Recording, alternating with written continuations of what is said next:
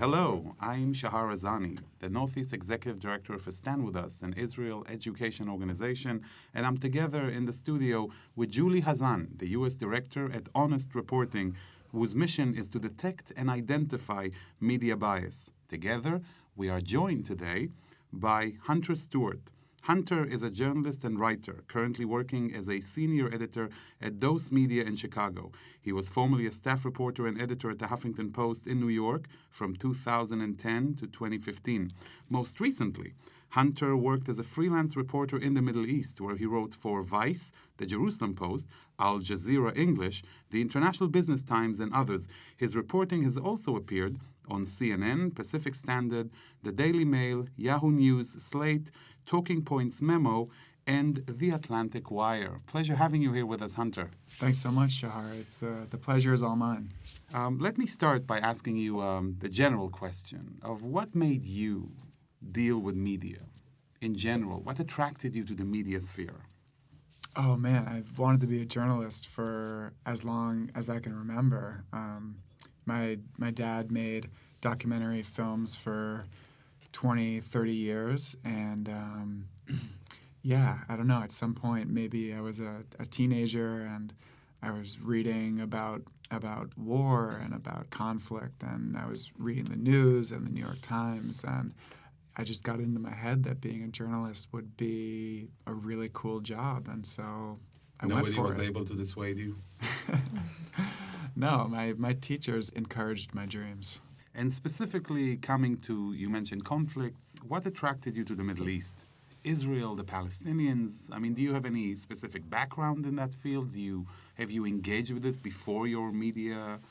Right. So, not really. When I was 16, I went on a family trip to Egypt for, I think it was 10 days. Then that was right before 9/11 happened, and after that, I don't know. I just started getting interested in the Middle East, and I was always interested in war, and most of the wars in the world seem to be happening there. So I just found myself voraciously consuming news about the Middle East and the way that U.S. policy was affecting the region, and I was fascinated by suicide bombers. Like, oh my God, these guys are gonna give up their lives. They believe in this so much. It was just fascinating to me. So it was my dream to be a freelance reporter in the Middle East, and at some point I decided that if I wanted to make that dream a reality, I needed to act on it. And I looked at a map, and it came down to choosing where I was going to go, and it's not such a hospitable region, so Jerusalem seemed like the best place to go. So your trip to the Middle East before your stint in Israel was that trip to Egypt? Yeah, exactly. And what do you remember of that trip in Egypt? I remember riding a bike around Cairo and buying some beers illegally from the back room of some supermarket, and just talking to Arabs. And do you know Arabic? Do you speak Arabic? I spent 5 years in New York learning to speak Arabic, and so.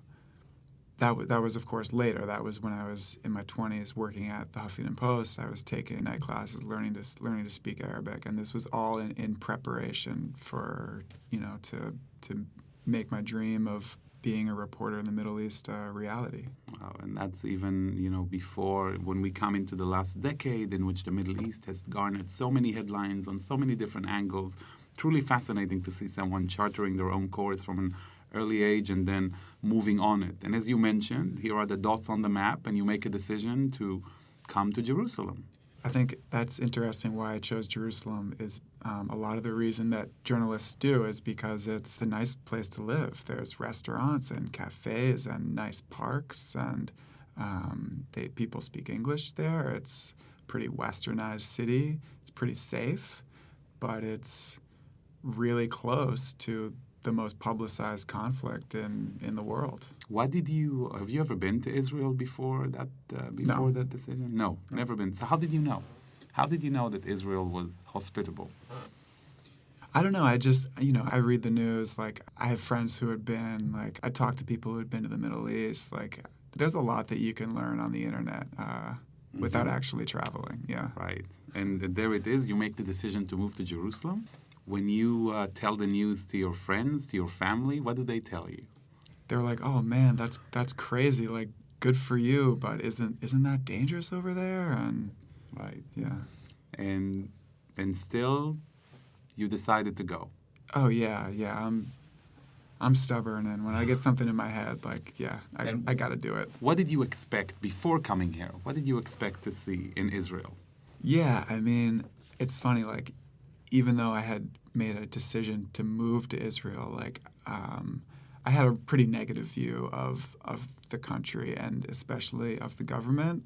I saw them as being having horrible policies that verged on racism, and I thought that they were oppressing Palestinians in a way that not only was unjust and inhumane and violating the human rights of Palestinians, but that was destabilizing the entire region.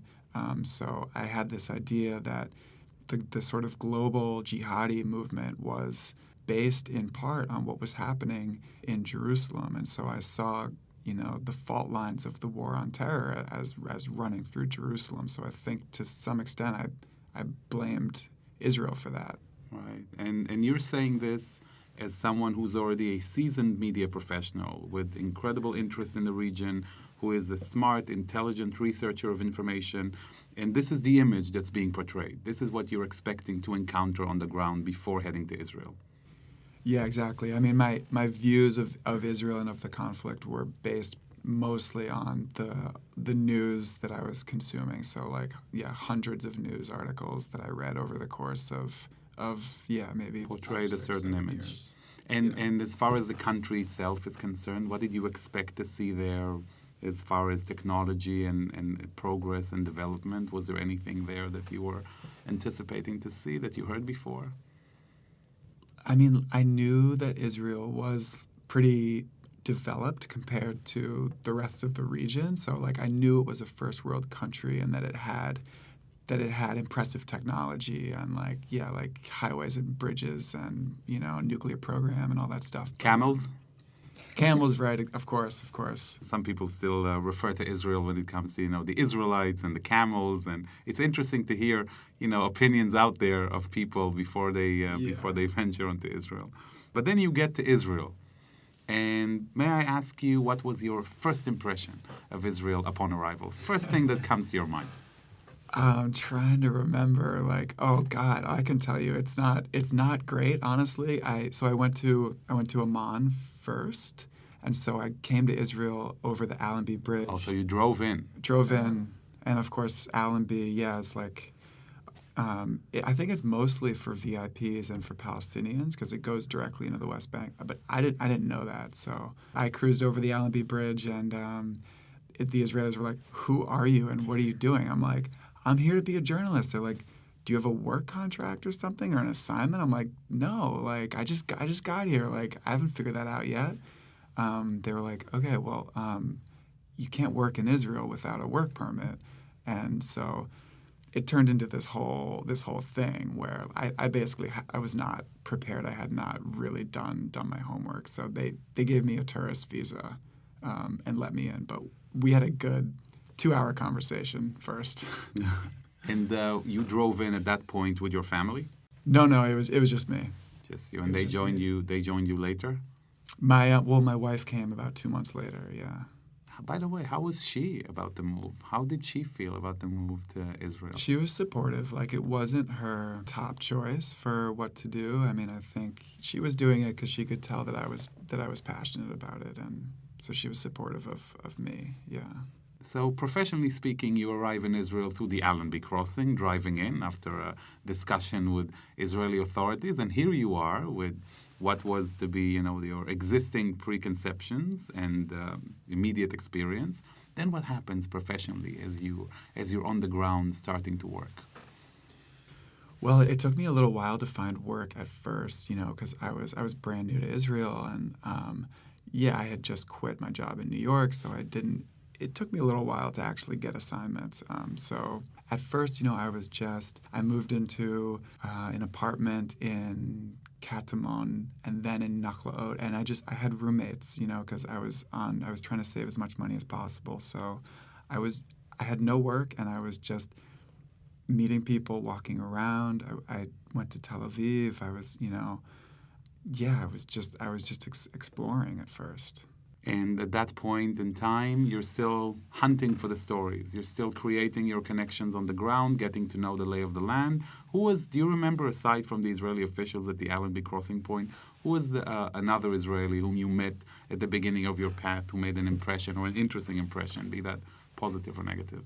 God, there were so many. I mean, one of my roommates was a woman in her 50s who was a public defender in Jerusalem at the courthouse, and she was a Sephardic Jew who had grown up in Canada and then made Aliyah, but her family was from Morocco, and they had been driven out of Morocco at the time that Israel was created, and she was extremely supportive of Israel, diehard Zionist, and at the time, I was very pro-Palestinian and very, very defensive and suspicious of anybody who was pro-Israel in any way. So I was terrified to be living with this woman because I thought she was a total wacko, but she was really sweet, and we got to know each other really well. Her name was Smadar. I'm sure she would be fine with me naming her. Mm-hmm. And she would make these little Shabbat dinners just for herself, and she would invite me to have them, and we would just talk and talk and talk, and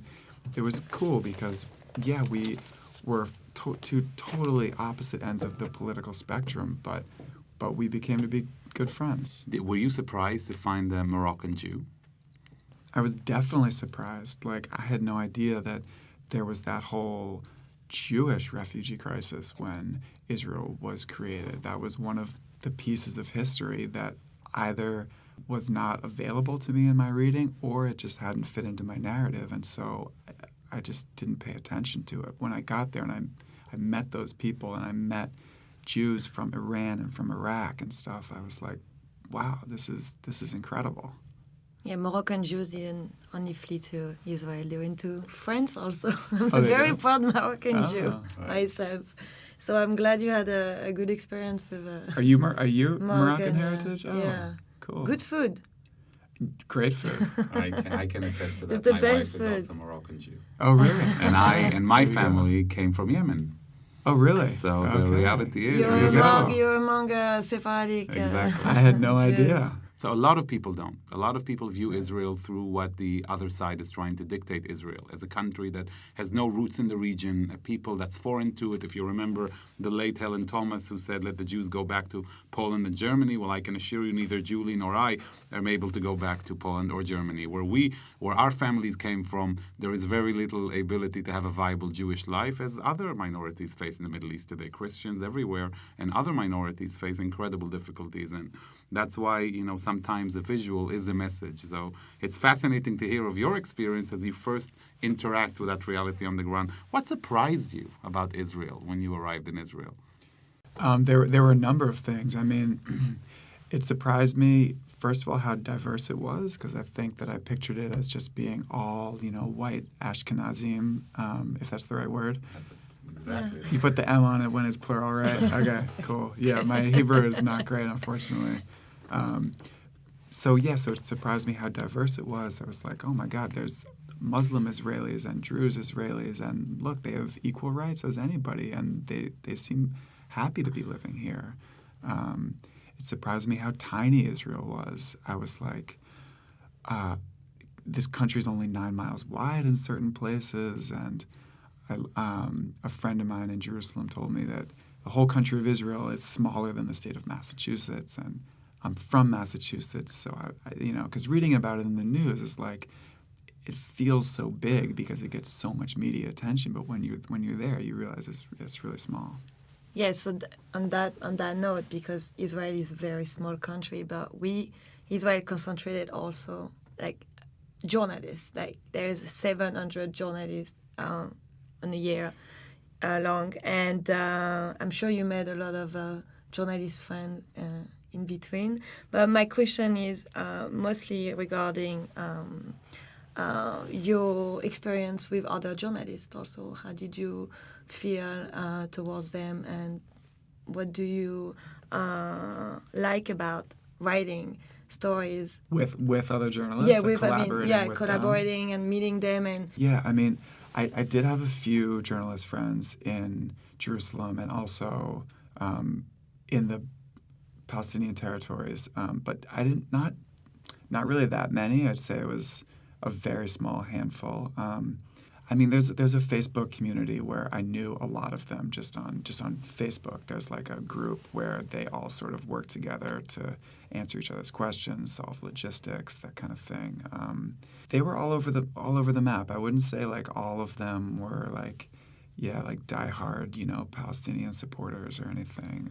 I mean, some of them were pretty supportive of Israel. I'm thinking of one in particular who I worked with a couple times, she was married to an Israeli. So, but yeah, she supported Israel, and I think she mostly sold her stories to conservative outlets because, nowhere else would probably take them. But And others, what kind of attitude towards Israel you saw with others? Were they critical of Israel, or sometimes did they go to even more extremes? I mean, I think probably in their work they were critical of Israel, but honestly, like when we were just hanging out, like they were pretty cool. Like I didn't get a sense from them like they were super anti-Israeli. So I don't know if maybe just when they're writing something, like that tends to be the stance that they take because that's what their employer wants. But I mean, I didn't have any really bad experiences where I like would get in fights with people. But also my own evolution on the conflict and on politics, happened slowly. So for a while, I was also very anti-Israel in certain ways. So maybe I wouldn't have noticed it. I don't know. Did you travel a lot between the Palestinian territories and the state of Israel? Yeah, definitely. I mean, I was, like I said, I was learning Arabic, and I really wanted to practice my Arabic as much as possible. So I spent a total of 3 months between the Palestinian territories, including Gaza, and in Jordan, which of course is a majority Palestinian country. And what did you feel as far as the media environment and the hospitality of your surroundings between, let's say, Jordan, the West Bank, Gaza, and Israel? Hospitality-wise, the people are extremely generous. I mean, it's over the top, honestly. Taxi drivers in Amman or in Hebron will try to get you to come over for tea or for lunch, and you have to sort of fight them off because otherwise you'd be literally just having tea all day because strangers on the street want to have you over. So they're incredibly, incredibly generous people. But the media environment over there is so not good. I mean, first of all, I would be frightened to tell people that I had a Jewish wife or tell people my real feelings about Israel or even mention that I live in West Jerusalem, which is, of course, the Jewish section of town. Until I get to know a Palestinian, there's no way in hell I'm saying that stuff out loud, And that's a sense you got from the very beginning. You got that sense. I had that sense. Yeah, I think I knew it in my gut. Was like, just keep your mouth shut about that kind of information because it's not necessarily safe. Yet on the Israeli side, you mentioned that you had your discussions with Smadar and others. Exactly. Yeah.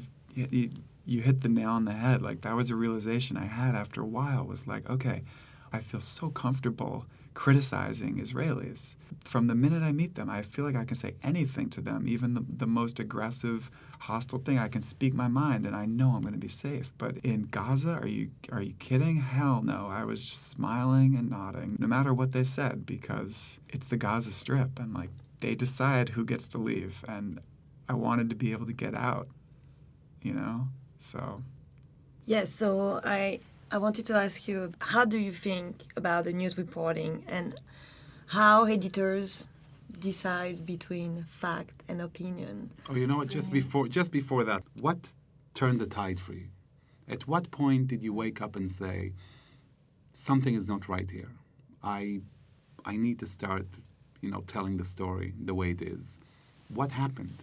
Yeah, I mean, so there was no one aha moment where it's like snap of the fingers. It was much more gradual than that. But the biggest thing was the stabbing attacks that were happening. I mean, that whole wave of violence began about a month after my wife and I moved to Jerusalem, and so we were living near the Shuk in Nachlaot. So that's central Jerusalem. The attacks were happening all over the place, in the same places that we went grocery shopping and went out for our iced coffees. And so it was like, I knew that stuff happened because I had read about it, but then seeing it in person was a whole different story. And then there was something else that really echoed from your written pieces. That moment in the Palestinian refugee camp in East Jerusalem, as you come out of the car and you're surrounded by the kids, and you have to say, in Jerusalem, in Israel, today, Ana mish Yehudi, I am not Jewish. Tell us a bit about that moment. Yeah, that's right. That was in Silwan, which is in East Jerusalem, but it's right outside the Temple Mount. It connects to the old city, but it's a really, really poor neighborhood, and it's pretty radical. Of course, I didn't know that at the time when I walked in there, wearing like my boat shoes and like my khaki shorts and looking like a total gaper. So, like, I was out of my element for sure. Like, most journalists go in there with a fixer and maybe some security. And I know for Jews who live there, like, they need round-the-clock security. But, yeah, for me, like, literally as soon as I got into the neighborhood, I was like, holy crap, this place is kind of terrifying. And I saw this group of kids, like, near a corner store, I think, and one of them looked at me and just started screaming, Yehudi, Yehudi, and all his friends just turned around and looked at me, and like something glimmered in their eyes, and they all started running at me, and it was utterly terrifying. And luckily I was able to speak enough Arabic that I could tell them, I'm an American journalist. I said, Oched Philistine, like I love Palestine, whatever, like I could say to get them to chill out. I'm not Jewish, so I wasn't lying, but I was like, okay, I have tons of Jewish friends, and I have my whole life. And so just because they don't want to kill me, it made me feel like what it's like to be Jewish. And that statement, reading your account of that moment touched not only us here, but so many other people who read your piece, because it connects you to that moment, that famous moment when another journalist comes out with a statement, the late Daniel Pearl of blessed memory. My father is Jewish, my mother is Jewish, I am Jewish. And here you are, Hunter Stuart, standing at that moment in the heart of, the Jewish capital today, and uttering the words, I am not Jewish, understanding that uttering these words will save your life.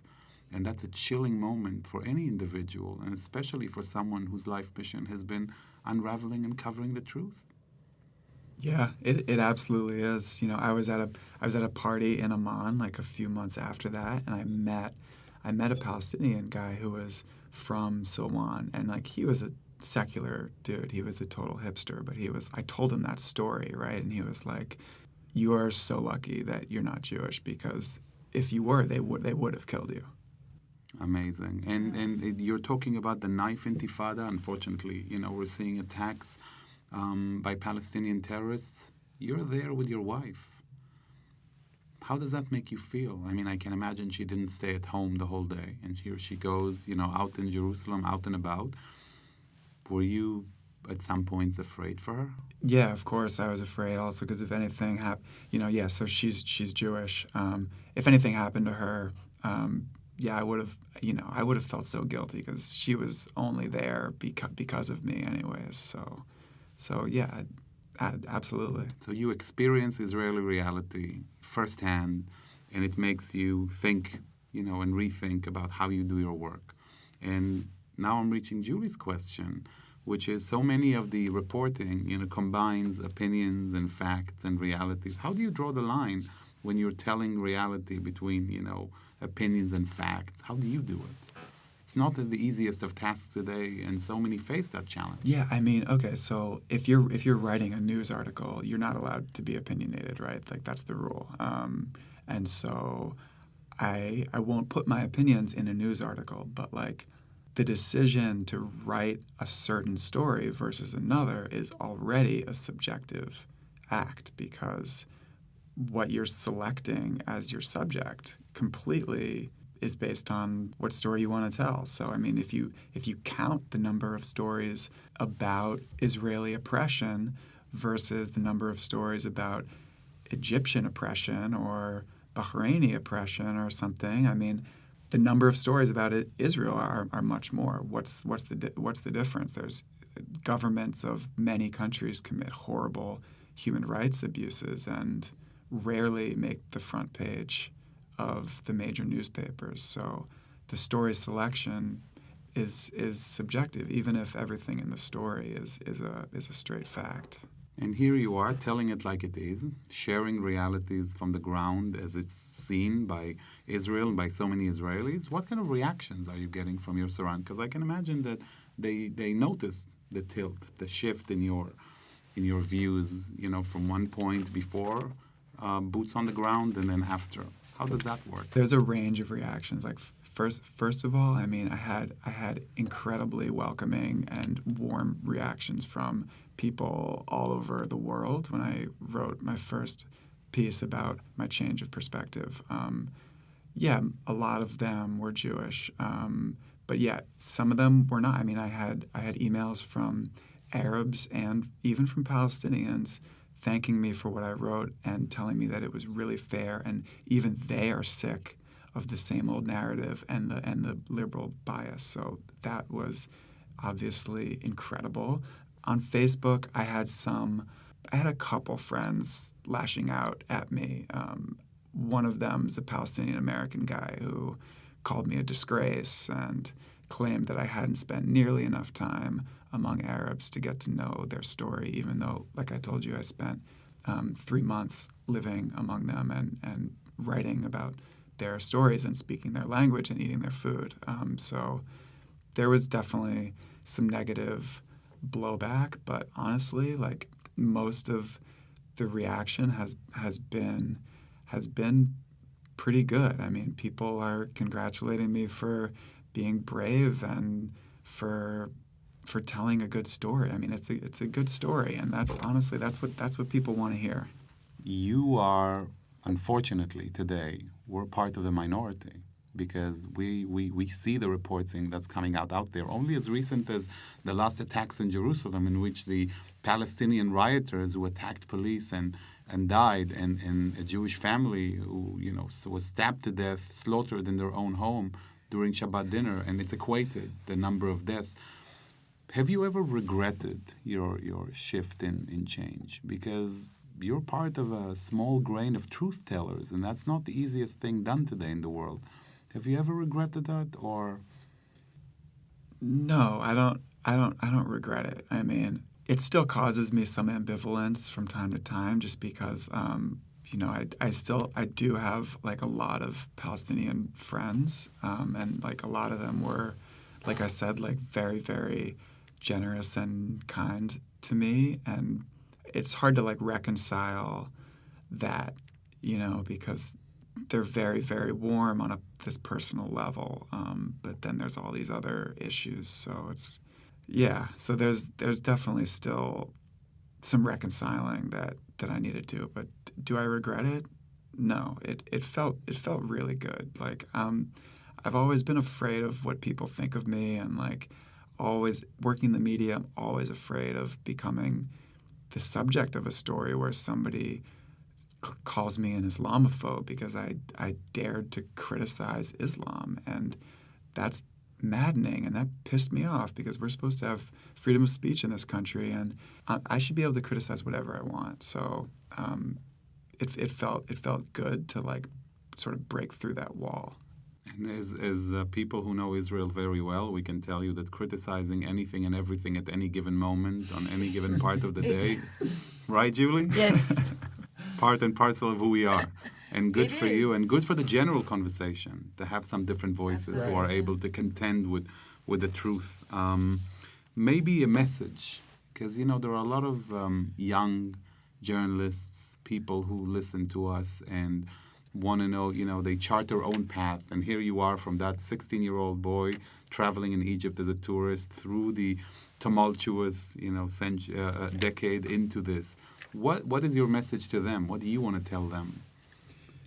Reporting in its basic essence is you're supposed to be talking about the things that you see and hear and experience on the ground. So don't just write what you think your editor wants or what you think maybe your audience wants to hear. Like if you saw something or you experienced or you went to some rally or some event that contradicts the narrative that you think you're supposed to be saying, like, you should tell that because good writing is really honest at the expense of everything else. So try not to worry. I think there's a little too much political correctness in this country sometimes, especially among the progressive crowd. And I think it's like good writing is not politically correct.